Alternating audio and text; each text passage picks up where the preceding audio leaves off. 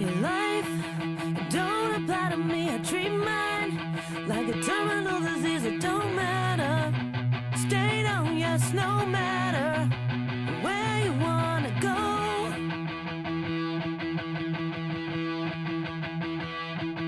Two hats, a noisier than one. It's too many things unsaid and done. I can't stand you flying through my head when I'm fighting enough with myself. 'Cause my life, it's a terminal disease. I'm no siren, no emergency. I don't want you trying to understand. Don't worry. Hey, what's up, everybody? You're here with the live stream, and today is my first official episode of Jrod Live. I will be updating it as much as possible as I go, and I just wanted to thank everyone who's helped me troubleshoot and get all this stuff going. I really appreciate it, big time. It's a learning experience for the most part.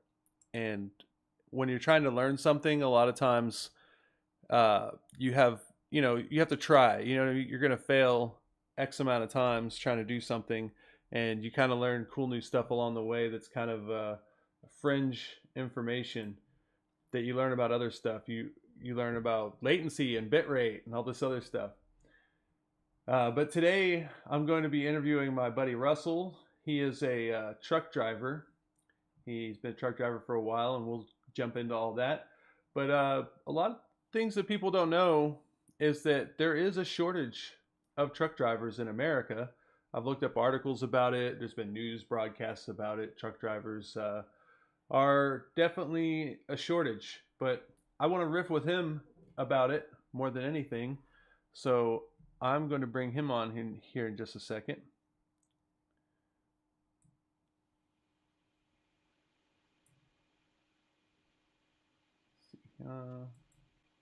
How you doing, Russell?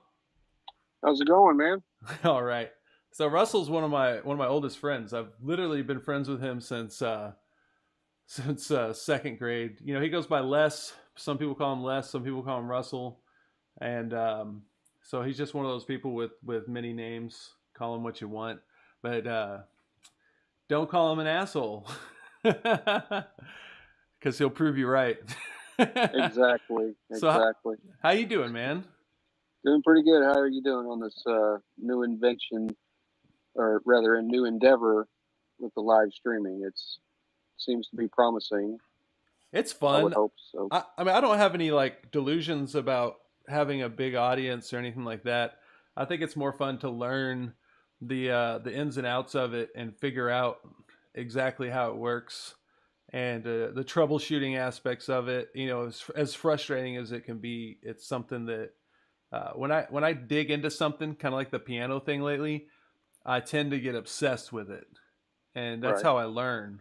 And I think it's important for everyone, not necessarily to learn how to live stream or to play piano, but find something you don't know about that you can invest in minimally. You might already have a lot of the pieces of the puzzle there in front of you, and get into it, whether it be gardening, whether it be fitness, or if it's nutrition or cooking or baking or whatever it is, building, Right.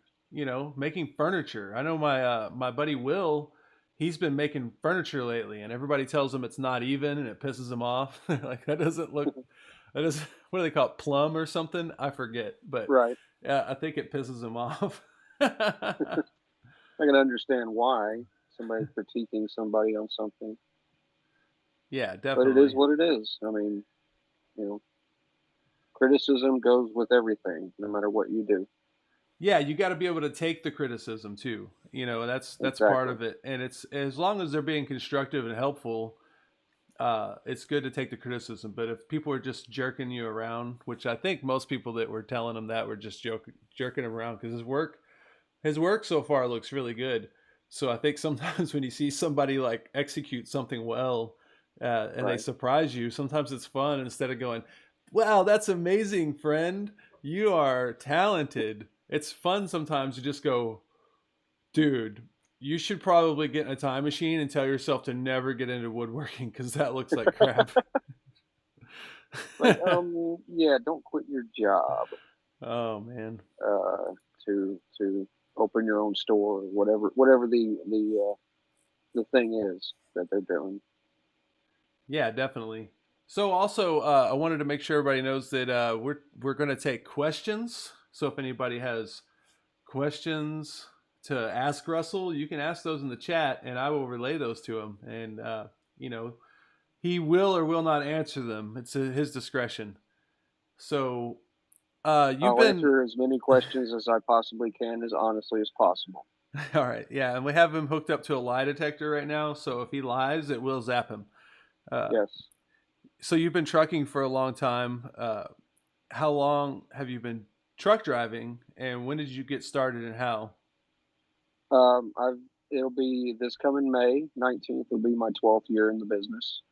I got started in May of 07, I'm sorry, in Dallas. Matter of fact, Stevens Transport gave me the opportunity, put me to school, put me through school rather, and gave me a job afterwards. And I was there for a little while, and it was kind of getting my feet wet, getting the door, and then a couple other companies along the way.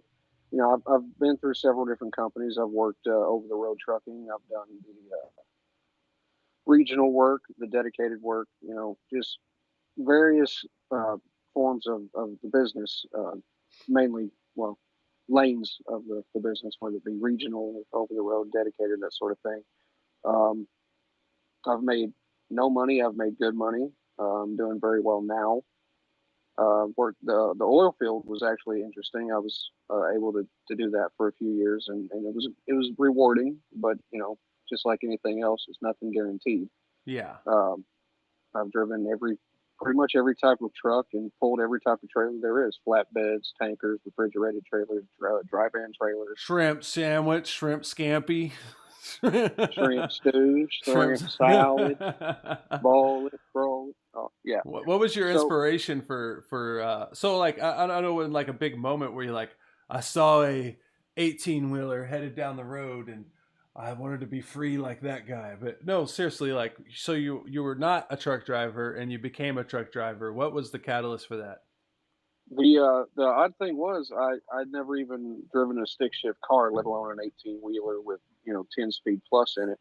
I was working for an automotive dealer out of Mesquite, Texas at the time, and a coworker told me that I ought to try it. And I said, well, is it a good thing? I mean, and I didn't know that that was something I could even do. I thought that was kind of you had to be grandfathered in, so to speak. Mm-hmm. You had to have somebody who had their own truck, and they gave it to you, and I didn't know how it worked. And he told me that there was a truck driving school that would put me to work, and they trained me and everything, and that was Stevens. And uh, that was pretty much it. That's how I got started. I didn't know it was something I could do, and since I've been doing it, um, I've gotten 2 safety awards for 2 different companies. I'll be at this company I'm at now for a year in May as well, and it's a rewarding career. You don't have somebody breathing down your neck constantly, but there are sacrifices you have to make. Mm-hmm. Family, friends. Yeah. That's the main thing. And we'll get into that. So that's kind of the fire behind this video too, though, is kind of discussing the pros and cons of being a truck driver, and also the fact that there is a shortage of truck drivers. So there's not, other than probably having a good driving record, or at least a clean one, there's not a huge roadblock between being not a truck driver and becoming a truck driver. Like, you have to take the test, get the license, and do the training. But other than that, it's not like there's 500 other guys out there that are vying for the same job. Like, if you put in that minimum amount of effort, you can start in the industry. Is that correct? Yeah, I mean, a lot of companies, if you've got current experience or previous experience, however you want to put it, sign-on bonuses is a big deal. That's more of a way to get drivers in the door. Some companies don't offer anything; they just give you a truck and say good luck, and that's a bad thing. My company, for instance, they have very good equipment, very good customer service. They're a nationwide company, and they have a lot of opportunity for drivers that want to move up in the business, whether it be lease purchase or just stay as a company driver. Uh, there's a lot of things that can be done as far as being a trucker. There's a lot of opportunity for drivers to make a good living. I refer to myself sometimes as a paid tourist because I really get to go anywhere and see a lot of stuff that a lot of folks can only see on the Travel Channel, or at least in the states. I've Nice. been to 38 out of, let's say, 38. I've been to pretty much every state there is. Yeah, at least the Um, one's worth going to, right? You're not like well, there we go. Like Uh, I've never driven through Idaho. It's like, yeah, there's some cool stuff in Idaho, but you're not I've missing a actually whole lot. been through Boise Oh, you've been through Boise. early in Okay. my career. I've never been to Washington State, Montana, the Dakotas. Washington State's That's about it. pretty. Like Washington State, oh man, that's a nice looking state. And of Like course, I've never been to Alaska I or I would love to live in like central or western, not western, eastern Washington. Like just live out in the boonies. Like that's where I want to yeah, go. It'd be cool. There's plenty of boonies here in Texas though, so I can just stay here in the greatest country in the world, Texas. So greatest country in the world. Yeah. yeah. Well, it could So be its own country. I mean, think about it. Um, I mean, it yeah, was at one point. It's not going to happen again. But so back to never the know. point of the conversation. Right. There is a shortage of drivers in the U.S. 90,000 to be exact. So you would recommend someone get into it if as long as they feel like they could handle that life though. Yeah, it's like I say, it's a very rewarding career, not just financially. I mean, that's always a plus. What was that? You What have a was that lot of amount of shortage you just know? What was that number you just threw out? 90,000 drivers That's short. 90,000 drivers.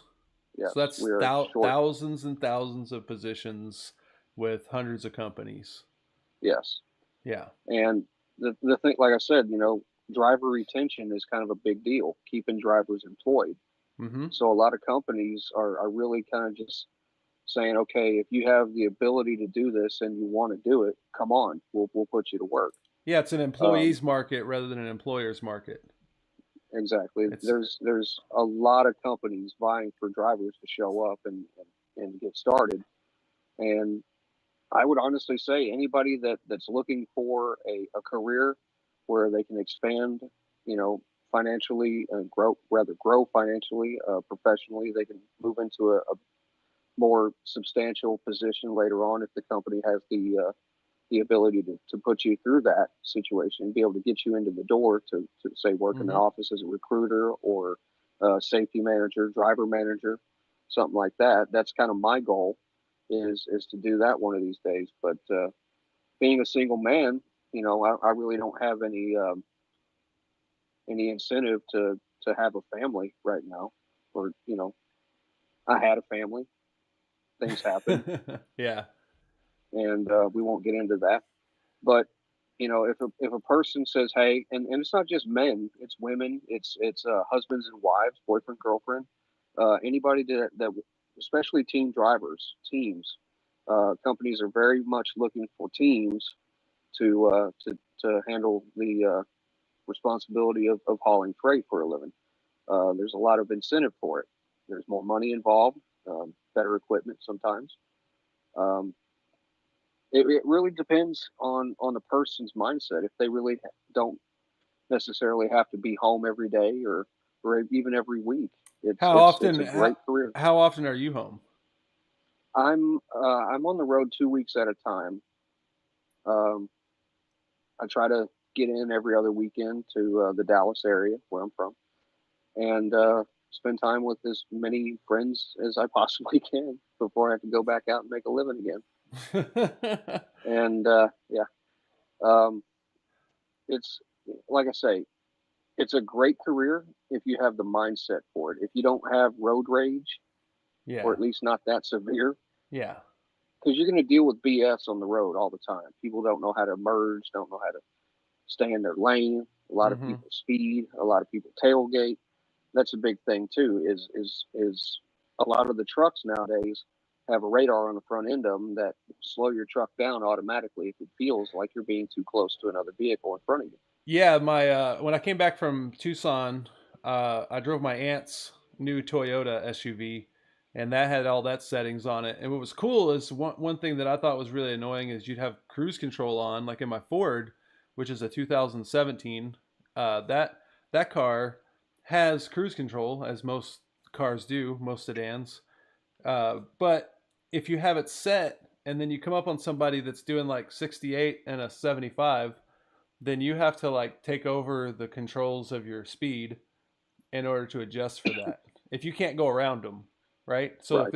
if there's other people in the passing lane, you have to manually slow it down. But what Toyota did is they made it to where it slows you down, and then as soon as you merge over into the other lane, once it's clear, you don't have to do anything. It knows that the lane is open now, and it will speed you back up to your cruising speed. And that's That's how this works too. that's downright nasty. It's That's cool. so cool. It, Yeah. it's a great way of maintaining driver safety. And a lot of people say, "Oh, I don't want that. Why can't I do it this way?" Another fun fact: I'm driving a 12-speed automatic transmission 18 Hmm. wheeler. Yeah. 10 years ago, that was unheard of. Nowadays, it's more or less, It's the standard. yeah, it's more or Yeah. less a standard because you know Are all the truck companies pretty much putting that transmission in there, like Mack Truck and International and all those guys? a lot of them are looking for that as an option. Some of them don't really want to mess around with it, but a lot of companies won't buy a truck unless it's got an automatic simply because of the ease of the drive for the driver. Because sometimes you skip a gear or something like that. My only gripe on this particular one, or the one I'm driving anyway, um, is sometimes it'll over rev at a low Hmm. speed, at a low gear, and sometimes that's going to have to be. I would say that's the only flaw that I've noticed about it. But it picks up speed pretty quick and it slows you down pretty quick when you need to, and Nice. it's a very good tool. I would say it's a better option rather than having to mess around with a gear shifter that's going to be in the way most of the time. Yeah. And So a lot of times I feel like we take for granted, we see trucks out on the road and they seem as kind of a hindrance or an inconvenience and stuff like that. But I think we take for granted the importance of semi trucks on the road, moving supplies and moving food and moving goods around the country. In your opinion, as a truck driver, if the trucks were to stop moving, how long do you think it would be before chaos ensued? If the trucks just, like, let's say every truck driver in America went on strike, how long could we handle that?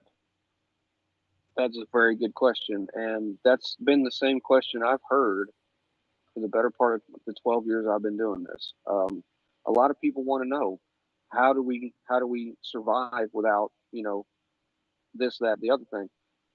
Honestly, I would say if every single truck driver in the entire country, hell, even in the world, decided I don't feel like working today, every single one of them went on strike, Mm-hmm. chaos would ensue within the week. Yeah, I mean that's what I It wouldn't think take too. long. I know I was watching a YouTuber who lives in Washington. He was talking about the Walmart. They're snowed in up there, and the Walmart in town was already out of milk, and it had only been like a few days since it had been snowing real hard, Yeah, and they're already out of milk. They had other stuff at the store, but in just that amount of time, because it's not just like the moment that a storm starts, a whole load of trucks can come. You know what I mean? right, It might be milk day at your local Walmart the day after the snowstorm starts, and then 2.5 days before that was the previous milk day. So now you've already had 2 days of just regular shopping, coming and getting milk, and then you have everybody hear about there's going to be a snowstorm, and so they show up and they buy up all the goods, and right. yeah, it would just pretty. I think it would take about 7 days before people started really freaking out. I remember we had the gas. I think it was contrived. You know what I mean? Like I think it was made. I think we had plenty of gas in reserve and all that, but everyone freaked out. And you would go to the gas station and there'd be a line, and gas stations were out because people were going and loading up on extra gas. And I think it Right. was a combination of like, I almost feel like the gas industry secretly wanted to show us exactly how quickly we could run out of gas, and then combine that with people freaking out about it and going and filling up. So they probably, I don't know, I can't say if they definitely did something. Fernando Luciano, who's a former coworker of mine, he says, "Are there unions for truckers? I've always thought about this. What is the minimum percent of industry to keep food on the table?" Uh, Hmm. so I guess the first question is, are there unions for truckers? There's organizations that favor truckers. OIDA, Owner Operator Association for Independent Drivers, something or other. I forget the acronym, however it's spelled, but it's basically an organization that favors truck drivers, whether it be owner operators or not. And there's a lot of other like legal organizations that specialize in truck drivers. I wouldn't say there's necessarily a union, but there are services and organizations that favor truckers. Um, I honestly, I've never heard of a trucker union per se. Yeah, I think you've mostly worked out of very high right to work states where unions are kind of rare. I don't think Tennessee is a very big union state, and then I don't think that Texas definitely isn't a big union state. There are some unions here, but it's very rare. Right. I bet if you went and worked out of a truck yard that's in Wisconsin or Illinois, somewhere like that, or New York, you Right. you probably would run into more of a Teamsters type situation with the truck jobs, and I'm sure it's more with local stuff too. Yeah. Yeah. Yeah, Hopefully that answers the question. yeah. I mean, that's the most I can say. I don't know the minimum percent of industry to keep food on the table. Honestly, I would say in my assessment of it, it's just as soon as the trucks stop, it's done. And I would say I'd say if half the truckers decided to strike, just 50% of the truckers in America decided, screw this, for whatever reason, uh, I think that they would, uh, it would be horrible. Yeah. I mean, think of it this way, especially refrigerated trailers, frozen meat, produce, things of that sort. Mm-hmm. To anything temperature controlled, regardless of what it is, whether it be edible or not. Um, yeah, that would be a big problem because anybody can haul dry goods. You can put them on a rail car and haul it. Well, I'm sure there's refrigerated rail cars too. There are. Yeah. But I'm But just but saying, but still, like you're still looking at because we already do use trains as well to transport, but you still have train stations, train yards yeah, where you have rail yards. you have to transfer the items from the train to the stores. So you'd almost have to like set up a depot at the train depot where people can go and shop like open market style in order make that Right. happen. But then you also have to get the goods on the train, which requires Yeah, trucks, and yeah. you could Trucks do it. bring it to the rail yard, and Yeah. then they pull the container off the chassis of whatever the truck is hauling, and they put that on they stack them up on the rail, and usually two or three at a time. Yeah. Uh, height wise, not that many though. It's usually about one or two on the car. But yeah, it's you still have to get from the warehouse to the rail yard, and then from the rail yard to the final destination. Hmm. So But even if it's, I I'm sorry, guess what we're really trying to get at though is that there's like amazing opportunity for someone who maybe they feel like whatever they're doing right now is not really the best thing for them, and maybe they want a change of scenery. Maybe they don't want to be in the town they're in. Maybe they want to get away and have some time to themselves. Like uh, from when you decided to be a truck driver to the time you actually got to training, actually in a truck learning, how long was that? What was the time frame between I want to be a trucker and I am a trucker? Well, at the time, it was a total of 3 weeks of actual school, like classroom stuff, road tests, practice course, that sort of thing. Mm-hmm. Uh, like real time, uh, right there in the moment, driving a truck in a controlled environment, of course, and then you have to go out with a trainer for about 5 weeks. That's what I had to do, Yeah, but that's and paid. then That part's paid, right? You go out yeah, with a the trainer. Yeah. the school, the training, um, until you get your own truck, you're being paid a salary. Uh, Most of the time, some places don't pay you enough, or they pay too much, or they'll give you food and they'll pay for your hotel, whatever it is. But yeah, I would say a good 8 weeks of solid for the road training. It'd be I had 5 weeks with a trainer, and then 3 weeks as a team of with another student. Um, and then after that, I was on my own. So I would say 3 weeks of school, 5 weeks of over the road training with a instructor, and then I had the 3 weeks with a student. So a couple Nice. months, no big deal. So you would say that it was a very short amount of time to get in a position to where you actually started on that making money and everything. Right. Yeah, It's that's not good. long at all. So I guess my closing comment, and we can elaborate on this further. But what future do you see for truck drivers and trucking companies right now? Like, let's say the next 15 to 20 years, what do you see as far as that industry is concerned? Massive growth. The bigger fleets, better equipment, more possibly more regulations being employed Mm-hmm. by companies and Department of Transportation in general. Um, there's electronic logs. We have to log all of our hours that we run, every day. And so far, it's been a standalone unit right here in the truck called a Qualcomm. That's got Mm-hmm. the e-logs and it's got the navigation, whatever. They're starting to institute a employ or put into the trucks these tablets that that's a better way of getting the information we need for loads, pickups, deliveries, whatever. But they're also going to be doing what's called ELD, which is electronic logging device, which is a standalone unit that plugs into the truck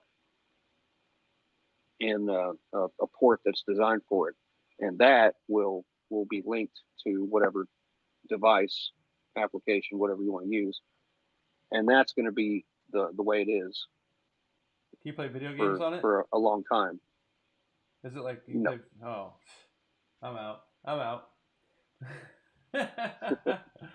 Oh man. So I guess for companies, it looks like they're building bigger fleets. One thing that I've noticed is that you have all these Google driverless cars and some of this automated driving stuff. So, and eventually, truck companies are gonna have to implement that. I can think of a lot of logistical issues with it, like you might have an unconventional pickup at a place that is not going to be able to guide a truck in. There's got to be some way for the truck to know when to turn, when to go, all that stuff. But if they do implement driverless trucks, do you think they'll still have some kind of operator on board on those trucks, or do you think they'll have like autonomous units that transport goods on the highway without a driver? um, that could be something that happens within the 50, 100 years. I have really no prediction on that. There's already been prototypes made that are supposed to be supposedly driverless trucks. Yet you still have to have somebody operating the truck. Okay. You know, because there's nothing guaranteed about electronics. Sometimes they fail. Sometimes they need maintenance and updates, that sort of thing. just like anything else. Nothing lasts forever.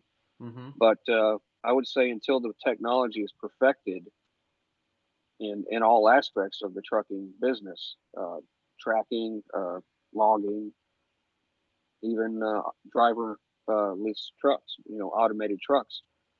It's going to be a while before that happens. Yeah. I mean, I And know and they're working on it. my opinion is they're going to need someone to be able to service and maintain and make sure that the truck isn't um malfunctioning, like maybe it says it's driving within the right lane, but then all of a sudden maybe they're doing construction, right? That's those Yeah, some of the things I've thought about that would throw it off. Like right, I mean, you notice just using a car that has the lane detection and stuff in an area where they have like poorly painted lines in the road, or if you have a spot where like the off ramp comes off and so the line disappears, right. it'll sometimes trick it into thinking that you're driving off the road when it has the indicator that'll beep at you if you're getting out of your lane, stuff Right. like that. So I mean, I actually agree with you on that. And the reason I brought up that question was not to like bring doom and gloom to it, but was to kind of touch on the idea that if someone was seriously considering becoming a trucker, uh, when you go into something and you learn it, you don't want to learn something that's going to be obsolete in 5 years or something. Like you don't want to have that career. Am I right? You don't want to be that guy that's like, well, I got into maintaining MySpace pages, and 5 years later, nobody uses the damn thing. Whatever. I would say the professional truck driver is not going away anytime soon.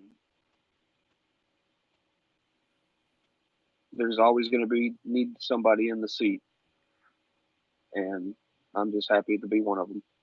Well, you're a damn handsome one too. I think we're Well, good for on the show as far as it goes right now.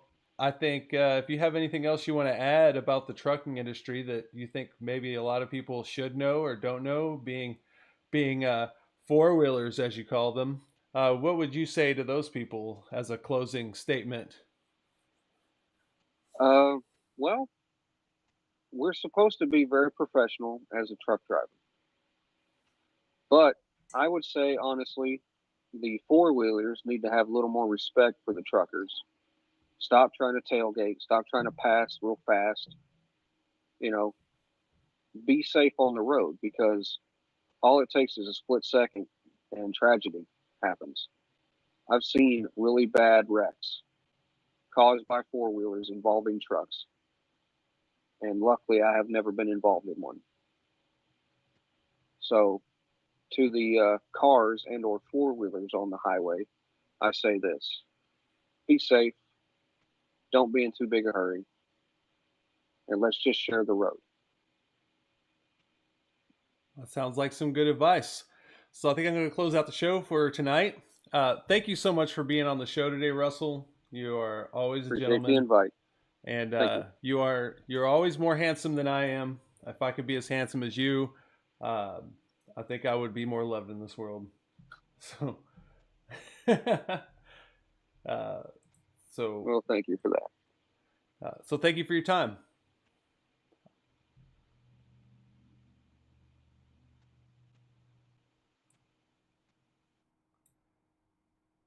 All right, so that was my buddy Russell, and I'll have him back on soon because I actually talk to him very very often. So we'll probably touch on some other stuff another time, some stuff about growing up and how we were all real hard on each other. I think it'd be a fun show, and maybe we can maybe bring in one of our other friends on here, and we can just tease each other and tell dick and fart jokes and call each other the F word, stuff like that. But yeah, I'm gonna go ahead and end the show now. Thanks to everyone that watched today, and I'm gonna go ahead and shut her down now.